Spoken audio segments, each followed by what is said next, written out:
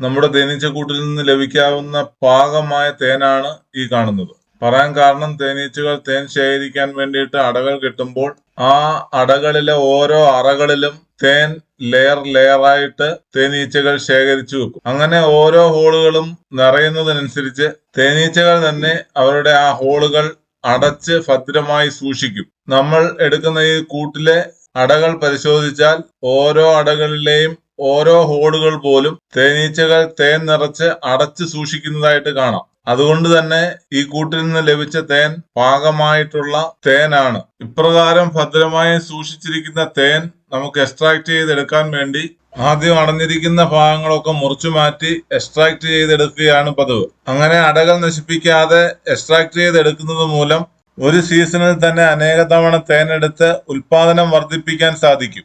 Video ഇഷ്ടമായെങ്കിൽ support ചെയ്യാൻ മറക്കരുതേ.